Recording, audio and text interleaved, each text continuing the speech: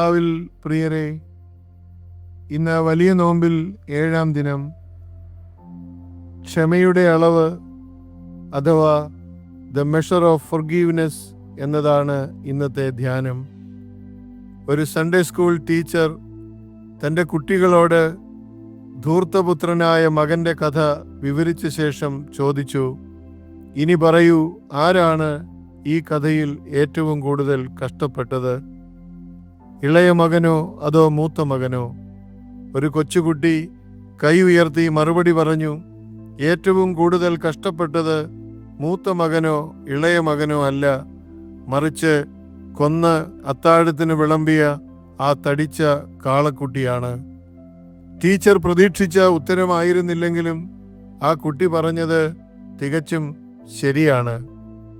ടീച്ചറുടെ അഭിപ്രായത്തിൽ ഏറ്റവും കൂടുതൽ കഷ്ടപ്പെട്ടത് മൂത്ത മകനാണ്. ഇളയ മകൻ അവൻ്റെ അവകാശം എല്ലാം വാങ്ങി ദൂരദേശത്ത് പോയി തനിക്ക് തോന്നിയതുപോലെയുള്ള ജീവിതം നയിച്ചു. എല്ലാം നഷ്ടപ്പെടുത്തിയതിന് ശേഷം പശ്ചാത്തപിച്ച് മടങ്ങി വരുമ്പോൾ പിതാവ് അവനെ സ്വീകരിക്കുകയും അവൻ്റെ കുറ്റങ്ങൾ ക്ഷമിക്കുകയും ചെയ്യുന്നു. അവനു വേണ്ടി മേൽത്തരമായ വസ്ത്രങ്ങളും മുന്തിയ അത്താഴവും ഒരുക്കുന്നു. എന്നാൽ മൂത്ത മകൻ ഇത്തരം കാര്യങ്ങളൊന്നും ചെയ്തില്ല.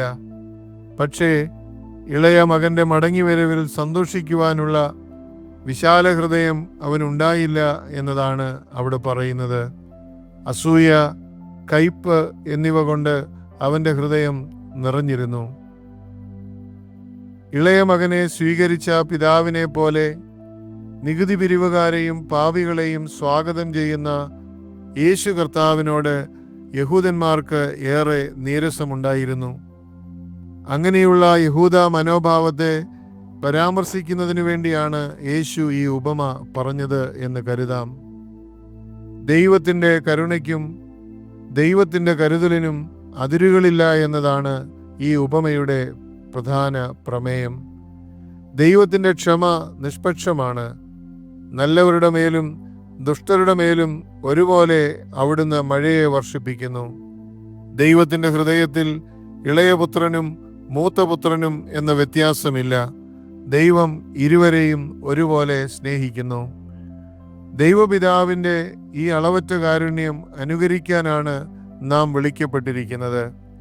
ചില സമയങ്ങളിൽ ഈ വിശാല ഹൃദയം പ്രകടമാക്കുവാൻ ബുദ്ധിമുട്ടാണ് എന്നുള്ളത് ഒരു യാഥാർത്ഥ്യമാണ്. എന്നാൽ ഇടയ്ക്കിടെ ഇത്തരം പ്രചോദനാത്മകമായ ക്ഷമയുടെ കഥകൾ നമുക്ക് മുൻപിലുണ്ട്. 2-ാം ലോകമഹായുദ്ധത്തിൻ്റെ അവസാനത്തിൽ ബ്രിട്ടീഷ് സൈന്യം വടക്കൻ ജർമ്മനിയിലെ റാവൻസ്ബ്രൂക്ക് തടങ്കൽ പാളയത്തിൽ നിന്ന് ഒരു കത്ത് കണ്ടെത്തി. ഒരു കാലത്ത് ആ ക്യാമ്പിൽ ഏകദേശം 50,000 വനിതാ തടവുകാർ ഉണ്ടായിരുന്നു. ഈ കത്ത് യഥാർത്ഥത്തിൽ ക്യാമ്പിൽ വെച്ച് മരിച്ചുപോയ 10 വയസ്സുള്ള ഒരു ജൂത പെൺകുട്ടി എഴുതിയ ഒരു പ്രാർത്ഥനയായിരുന്നു. അവൾ എഴുതിയത് ഇപ്രകാരമാണ്: കർത്താവേ, നല്ല മനസ്സുള്ള സ്ത്രീ പുരുഷന്മാരെ മാത്രമല്ല, ഞങ്ങളുടെ ജയിൽ കാവൽക്കാരെയും ഞങ്ങളെ പീഡിപ്പിച്ചവരെയും ഓർക്കണമേ. അവർ ഞങ്ങൾക്ക് നൽകിയ കഷ്ടപ്പാടുകൾ ഓർക്കരുതേ. പകരം അവർ നൽകിയ കഷ്ടപ്പാടുകൾ നിമിത്തം ഞങ്ങൾക്ക് ലഭിച്ച നല്ല ഫലങ്ങൾ ഓർക്കണമേ. ഞങ്ങളുടെ കൂട്ടായ്മ, ഞങ്ങളുടെ പരസ്പര വിശ്വസ്തത, ഞങ്ങളുടെ വിനയം, ഞങ്ങളുടെ ധൈര്യം, ഞങ്ങളുടെ ഔദാര്യം, ഈ കഷ്ടതയിൽ നിന്ന് വളർന്നു വന്ന ഞങ്ങളുടെ ഹൃദയത്തിൻ്റെ വിശാലത, ഇതൊക്കെ ഓർക്കണമേ. ഞങ്ങളെ പീഡിപ്പിക്കുന്നവരെ നീ വിധിക്കുമ്പോൾ അവരിലൂടെ ഞങ്ങൾക്ക് ലഭിച്ച ഈ നല്ല ഫലങ്ങളെല്ലാം അവരുടെ പാപമോചനത്തിന് കാരണമാകണമേ. ഈ പെൺകുട്ടി തൻ്റെ നീരസം പൂർണ്ണമായും ഉപേക്ഷിച്ചുവെന്ന് ഈ അതുല്യമായ പ്രാർത്ഥന വെളിവാക്കുന്നു. തന്നെ തടവിലാക്കിയവരോടും പീഡിപ്പിച്ചവരോടും ക്ഷമിക്കാൻ ദൈവത്തോട് അപേക്ഷിച്ചുകൊണ്ട് അവൾ സ്വർഗീയ പിതാവിൻ്റെ പരിധിയില്ലാത്ത കരുണയെ അനുകരിക്കുകയായിരുന്നു. പ്രിയപ്പെട്ടവരെ, ഈ വലിയ നോമ്പിൽ നമുക്കും ഈ മാതൃക സ്വീകരിക്കാൻ ശ്രമിക്കാം. നമ്മെ പീഡിപ്പിക്കുന്നവരോടും നമ്മെ തടവിലാക്കുന്നവരോടും നമ്മുടെ പേർ കളങ്കപ്പെടുത്തുന്നവരോടും ക്ഷമിക്കുക എന്നത് ഏറെ ബുദ്ധിമുട്ടുള്ള ഒരു കാര്യമാണ്.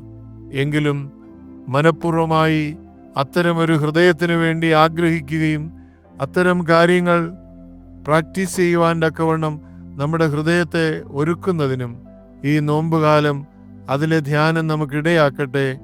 എല്ലാവർക്കും അനുഗ്രഹിക്കപ്പെട്ട ഒരു ദിവസം ആശംസിക്കുന്നു. ദൈവം അനുഗ്രഹിക്കട്ടെ. സ്വന്തം ഈപ്പനച്ചൻ.